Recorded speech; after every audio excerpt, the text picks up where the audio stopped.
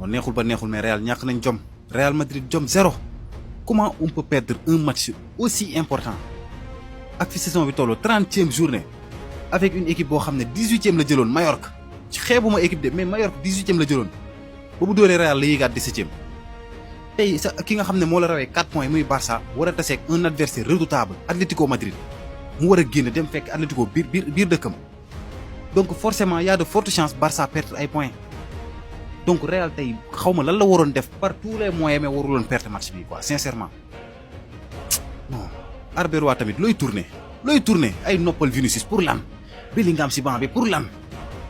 noppal di tourner mel ni yow instant bi yow yaa raw équipe yi quoi yow alors que dañ la rawee 4 points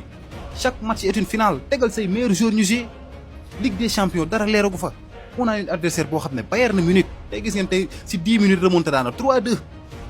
bon certes nag réalité Ligue des champions ak championnat bokkul maanaam Real visage bu muy wane Ligue des champions ak Liga bokkul quoi sincèrement mais Bayern lañu am suñu jógee si Bayern équipe bu mag la ñu am donc Ligue des champions foofu wóoragul à 100% pour sauver suñu saison Liga bi rek la ñu war a teg suñu bakkan kese seul Liga bi la ñu war a teg suñu bakkan après Ligue des champions lu ñëw ça va ba ñuy gën a baax mais là ñu ngi gën a perte Liga bi tey Barça su rëccee dóor 7 points la ñuy rawee donc on peut dire adieu la Liga vraiment Real dañuy nelaw quoi sincèrement dañuy nelaw jóge trêve ñëw tey match bii dañ ko waroon gagner par force 1-0 yoo penalty yoo lu mu mënti doon dañoo war a gagner par force mais nelaw nañ te dañoo nelaw quoi sincèrement je ne sais même pas quoi dire quoi Camavinga est-ce que jarati na may samp si Atlético sax Barça est-ce que duñ leen bàyyi ak Liga bi rek sol naa may Atlético de est-ce que jarati na may samp sax. Je vais vous dire une chose lu yomb te gaaw te rapide. FC Barcelone bu dóoree Atlético championnat bi jeex na. Pro Vinicius yi bu dee tey da ngeen foog ne Mbappé laay ñëw pour xas si mën ngeen dem lem seen bagage ba mu kii ngeen quitté vidéo bi ngeen dem tey je vais pas parler de Kylian Mbappé aw ma jotam. tey mon principal problème c'est ce gars-là. kii c'est le principal problème Arbeloa réellement. mais dinaa ñëwaat si moom. mais tey dama bëgg ñu d'accord ñun ñëpp benn affaire mooy lan mooy Camavinga faut qu'il dégage de notre club. Camavinga xool leen action bi. Camavinga moo topp joueur bi. moo nekkoon au marquage te moo bàyyi joueur bi dugal. ngir yàlla ak yonent avant ñuy dem trêve Camavinga moom moo maye woon benn but yéen a ngi koy fàttaliku je pense moom match boobu la Arda Güler dugaloon je sais même plus xamatuma tout ça m'énerve moi. Alexander Arnold man musuma gis joueur bu nonchalant yi nii de toute ma vie. Kylian Mbappé sur le côté gauche ça ne le fait pas. On a toujours demandé Kylian Mbappé sur un côté man de préférence je l'ai demandé sur le côté droit Vinicius nekk sur le côté gauche ñu am un numéro 9 typique boo xamante ne on va utiliser nos ailiers comme nuñ daan def Karim Benzema Cristiano Ronaldo Gareth Bale loolu laa yàgg demandé mais Kylian Mbappé décidément mënuñu ko jouer loo côté droit forcément il faut que mu nekk 9 wala moom mu ne côté gauche bu ko neexee ok ma delluwaat ci waa ji nga xamante ne moo ñu yàpp muy kan muy Arbeloa. C'était très difficile parce que tey ku nekk ci place am dina xam ne joueur am yu baax yi c'est-à-dire les titulaires dañoo blessé woon. yu ci bëri ba ñu blessé équipe bi di dox ça a bien marché on a beaucoup gagné on a battu City on a battu de très grandes équipes. on a fait un grand match contre l'Atlético. léegi tey moom mu am possibilité aligner Bellingham aligner Thiago Pinto bi nga xam ne il a fait une très belle trêve avec les U19 de l'Espagne. Kylian Mbappé qui a fait une très belle trêve avec la France. Vinicius qui a fait une bonne trêve avec le Brésil. mu ne déedéet Manuel Angel lay teg man Manuel Angel moo ma gënal ci booy moo ma ci gënal très honnêtement pour man moo si daax football mais c'était pas lui qui devait démarrer avec Camavinga. bu dee da nga bëgg a jouer loo Manuel Angel tegal ko ci teg ko ci wetu koo xamante ne il est en confiance comme kan Thiago Pinto. lan moo tax ngeen ragal a teg booy yi lan la Valverde il est pas là duñu teg booy yi lan la quel problème da moo tax mënuñu def Arda Güler Manuel Angel Thiago Pinto Tchouaméni lan la c'est quoi le problème lan la mais il faut que ma teg benn cadre Camavinga du cadre de bu dee da nga bëggoon laam-laamee ndax Camavinga cadre la ou pas xoolal bu ma jugee ci milieu de terrain bi dama bëgg ñu waxtaan mais Brahim Diaz man maa gën a xam ne moo gën a mën a am apport que Kylian Mbappé dans le jeu man je suis d'accord il est plus technique il mettra le lien et le rapport entre le milieu de terrain et l'attaque loolu yëpp je suis d'accord mais tey Kylian Mbappé il est en très grande confiance avec la France ndax trêve bi Vinicius il est en bonne confiance ngir yàlla mënoo ma booleel Vinicius ak Mbappé ñu jouer d'autant plus que yow xam nga ne Brahim Diaz boo ko jouer loo tu vas le mettre sur le côté droit Mbappé Vinicius bu ñëwee il sera sur le côté gauche léegi nga dugal Vinicius deuxième mi-temps nga xam ne ci banc bi la toogoon di óbbali nga dugal Vinicius deuxième mi-temps Vinicius ñëw ci côté gauche Mbappé ñëwul ci côté gauche bi kese de dafa taxaw ci wetu Vini même mel ni moom mooy latéral gauche cottu xoona man man équipe bi wala damn man comprendre naa ne Kylian Mbappé kenn mënu ko wax lu mu dégg man loolu comprendre naa ko comprendre naa tamit ne Arbeloa di ko day tëñëx nii rek de non mais allahu akbar je vais vous dire une chose lu yomb te gaaw te rapide FC Barcelone bu dóoree Atlético championnat bi jeex na mënuma ruube parce que je peux pas rigoler fort. Waouh! Non mais quelle dinguerie! 2-1. Non mais les gars, vous n'imaginez même pas, man li nous m'a choqué. 2-1.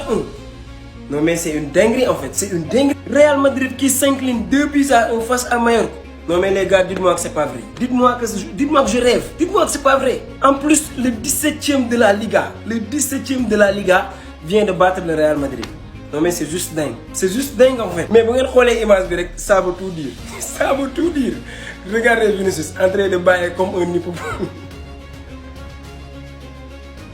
Non mais c'est incroyable. Quel match de la part de l'équipe de Mallorca les gars. On a vu un Mallorca très costaud. Défensivement, Real mënu si woon dara. Jéem nañ pénétrer ba sonn mais tous. Offensivement, ñu am benn Moriki boo xam ne voilà semaine passée il était désespéré tey mu ñëw jëlee équipe am zone rouge face à Real de Madrid. Mu jëlee équipe am zone rouge dóor Real de Madrid. li nag mooy Real Madrid perte na Thibaut Courtois man damay profité en fait parce que li ma gis tey nii mooy Thibaut Courtois nekku fi. Non mais que des tirs yoo xamante ni bu doon Thibaut Courtois peut-être leneen la ñuy wax. Non mais les gars, c'est juste dingue. En fait, c'est dingue en fait. Lii moom franchement xaaruma ko woon quoi. Real Madrid perd face à Mallorca. C'est vrai que le match était compliqué pour le Real Madrid parce que Mallorca tey il a joué sans complexe. Mais en tout cas, ce qui est arrivé au merengue, je peux pas rigoler fort parce que Barça joué gu xawma ngoon lan la ñuy Atlético di réserver. Mais en tout cas, j'espère que tous les Catalans sont contents de ce résultat. nii laa leen ko waxee woon yàlla xam na loolu nii laa leen ko waxee woon piège bi nga xam si ni moom laa doon bañ Arbeloa dal na ci star yëpp ñëwaat nañ ay waay star yi ñëwaat nañ waaye gars yi star yi ñëwaat nañ problème yi commencé tina Arbeloa bul ma tooñ Arbeloa ngir yàlla bul ñu tooñ ñun fan sa Real Madrid yi yow sa match yi nga gagné match yi passé yëpp avant trêve international bi di jeex ñaari jours yi ñoo si gën a def ay performance yu baax Thiago Petars Federico Valverde malheureusement mu jël suspension am carton rouge nga jël Thiago Petars ki doon équilibré sa milieu de terrain nga teg si banc bi non mais à un moment donné wax dëgg yàlla mais gars yi dañu waxante dëgg mais Arbeloa tey def ñu tooñ sincèrement Thiago Petars si saa yi actuellement du joueur booy jël teg ko ci banc bi xool leen bi premier biu Mallorca bi joueur bi fu mu jaar Camavinga nekk ci ginnaawam di yolli bu doon Thiago Petars la mën naa leen waatal ni 80% mën na fa bañ a jaar nañu waxante dëgg tu ne peux pas avoir un joueur comme Thiago Petars bu mën la équilibrer sa milieu de terrain di daw ci espace yi nga teg ko ci banc bi fekk sa Federico Valverde aussi bi gënoon nekk ci forme doon dugal il est suspendu Arbeloa tu ne peux pas faire ça piège bi laay bañ nga dal si te yaa ngi nekk di ci dal c'est dommage on peut dire vraiment adieu à la Liga bi moom bay boo ñu génnee ci suñu xel non sincèrement quoi parce que même su fekkee le FC Barcelone mën na match nul ak tey on sait jamais ak Atlético Madrid on a déjà perdu les points ça change absolument rien du tout fi nga waree gagner ay points nga perdre fa ay points c'est incroyable défaite contre ay Osasuna après ngay gagner ay Atlético Madrid tu gagnes Manchester City aller-retour ndax équipe B après tu mets l'équipe A tu es foutu tu es à terre c'est incroyable ça fait mal au cœur vraiment. gars yi lépp lu ma wax ci vidéo bii nii je pense que répétition lay doon car avant match bi waxoon naa leen ko avant match bi newoon naa leen Mallorca à domicile dañoo nakaree gagné ñoom ak Getafe presque ni ñu joué benn lañ bloc bas la ñuy footballé te tey loolu moo am ñoom noonu la ñu joué noonu la ñu piégé noonu la ñu gagné te genre match yi nii da ngay soxla équipe boo xam ne dafa pare physiquement ak mentalement alors que aujourd'hui Real Madrid parewul zéro mais gars yi sama problème mooy Mbappé moom su deful match amul droit génn mais ay Camavinga yooyu noonu suñu deful match dañ leen di génnee affaire yooyu noonu genre Mbappé moo nekk seul joueur au Real Madrid boo xam ne su deful match nii nekku si matcham du génn mais yeneen joueurs suñu deful match dañuy génn Camavinga tey deful match ñëpp gis ngeen ko après ko si daxaa génnee Mbappé resté 90 minutes alors que il avait des occasions mu raté ko Vinicius aussi dugg deuxième mi-temps gars yi foog ne Vinicius moo ñuy gérer match bi Vinicius ñëw kenn xamul mel ni xale bu ndaw si biir terrain bi Vinicius 1-2-3 mu wax ak arbitre bi war a concentré wu si match bi xam ne ñun dañoo soxla bii mais nekk si terrain bi ñoom ñaar Vini ak Mbappé tey xaw ma kan moo tane sa morom comme si ay princesse laa doon gis si terrain bi doo sax comprendre Militao mu jóge de blessure moo ñëw dugal incroyable match bi xamoon naa du yomb mais tamit yenn joueurs yi engagement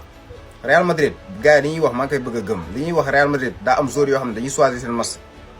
comme si man tey loolu laa gis doo sax comprendre. Bellingham il n'est pas en forme. Bellingham physiquement pareegul gars yi suñu waxantee dëgg Bellingham pareegul pour man dafa teel a dugg tey si match bi yéen gisal ngeen seen bopp gis ngeen tey Bellingham bu mu duggee bien vrai que nag il jouait mais bon ça se sent Bellingham pareegul physiquement en tout cas gars yi mu ngi noonu défaite te je pense que actuellement